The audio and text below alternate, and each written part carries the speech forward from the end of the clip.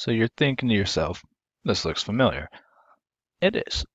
It's a lab from our course, which uses two Cisco Catalyst 3560s and two 2960 switches. In the lab, we configured a network to protect the VLANs using router ACLs, VLAN ACLs, and private VLANs. I have already pre-configured this lab, and I will just be showing you some commands we can use. Let's start by verifying some commands or configurations. So, do a show VTP, show VTP status. And we'll see we have VTP enabled. Okay, now that that's fixed, we see show VTP status, which is virtual trunking protocol. VTP is a Cisco proprietary protocol that propagates the definition of virtual local area networks, or VLANs, on the whole local area network. To do this, the VTP carries VLAN information to all the switches in the VTP domain. VTP advertisements can be sent over ISL 802.1q, IEEE 802.10, and lane trunks. Let's go ahead and take a look at our VLANs. You can see we have split our network into multiple VLANs. As earlier mentioned, this is the best way to secure your network. We have default VLAN 1, as we know, and then we have management, staff, student, and native VLAN. Do not use our parking lot or black hole, and then of course our other parking lot. Excuse me. VLAN 666 native VLAN do not use is not the black hole. Next, we'll go ahead and look at how our trunks work, just so we get an idea of how the network is already configured, even though we have done this lab. There you have it. Let's go ahead and configure some private VLANs. As we know, private VLAN is used to isolate computer networking VLANs, so the switch port that they're on can only communicate to their uplink. So on DSL1, we are going to create VLAN 150,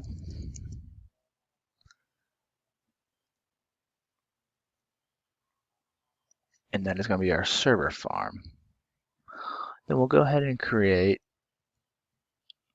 our interface for the VLAN, and I'm using some pre-configured configurations. And then because we have DTP enabled, we're going to go ahead and make the interface for DLS2.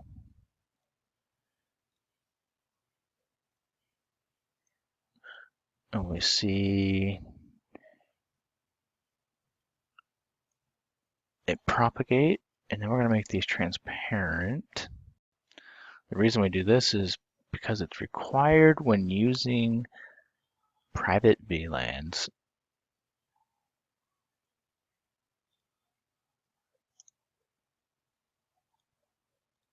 All right, and we'll go ahead and do this to the other one. And there we go. We're going to go ahead and create our VLANs that are private on DSL1.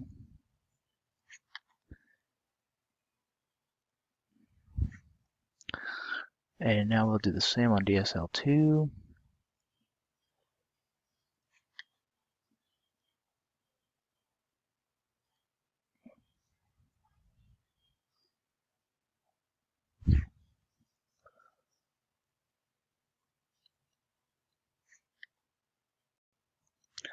Next, we're going to map our private VLANs so they can be used in layer 3.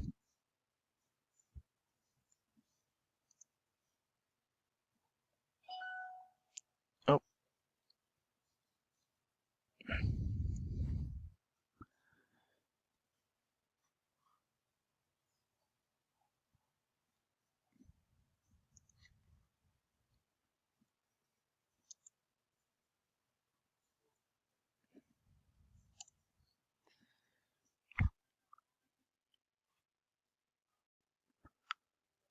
let's go ahead and confirm these using a show VLAN private VLAN. There we see we have our VLAN 150, secondary is the 151, and that's isolated. And we have 150 with 152 as a secondary for the community. And just real quick, let me explain what these types of private VLANs mean.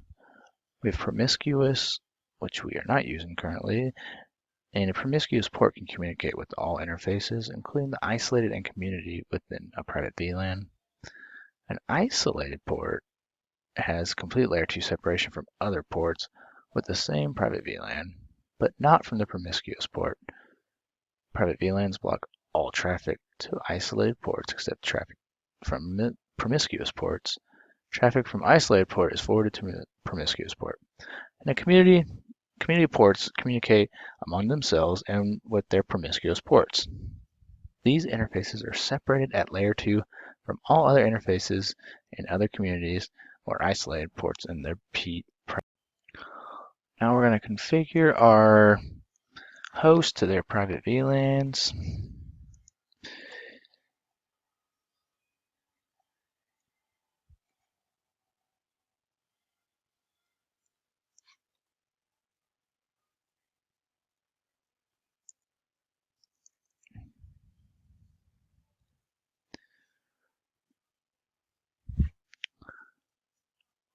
And this will prevent our hosts from accessing parts of the network that we do not want them to.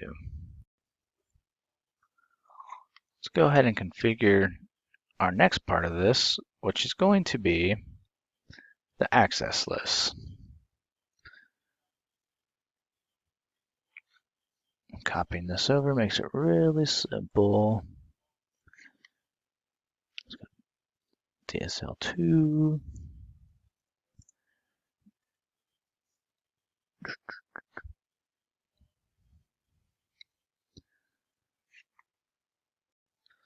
Next, we will apply these access lists to their host ports.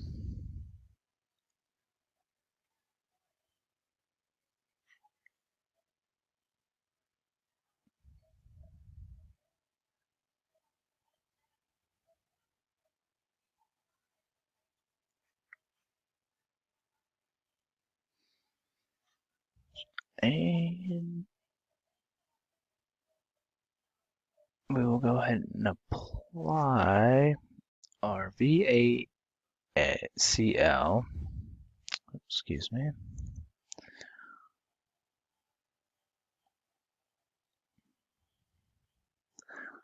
Bam.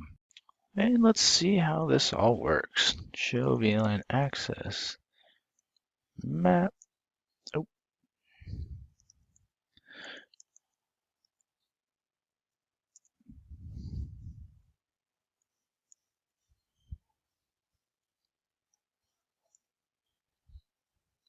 And there we see we have VLAN access map block temp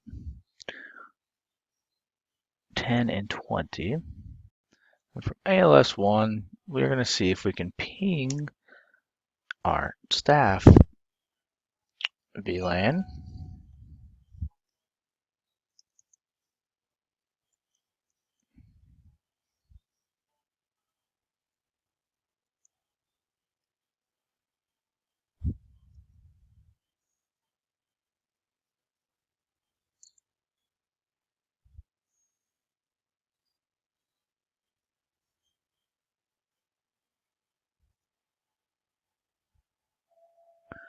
That is successful. I see what I did there.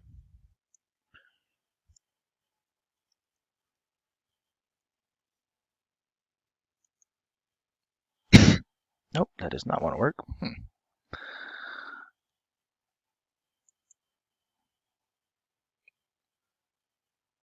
All right, looks like I forgot a step, but I went ahead and configured our simulated host on VLAN 100 and 200, and I was able to ping VLAN 100 from ALS1, but not 200 because of the PACLs we had set up. And that is how you configure private VLAN ACLs. All right, let's go ahead and recap what we have learned today. In VLAN security, we covered what is our VLAN, and we defined what the VLAN was. Next, we moved to the best practices for VLAN. In this section, we covered changing the default configurations for our switches that are out of the box, what a native VLAN is, and why it's important to change your native VLAN, and other common types of VLANs, such as data VLANs, IP phone VLANs, and then we covered a little bit of trunking for our VLANs. Last, we went over securing our VLANs using private VLANs, a VLAN ACL, and we covered the types of attacks we could see on our VLAN network.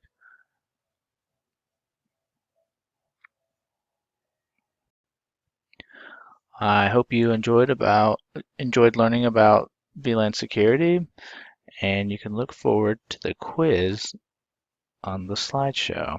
Thank you and have a great day.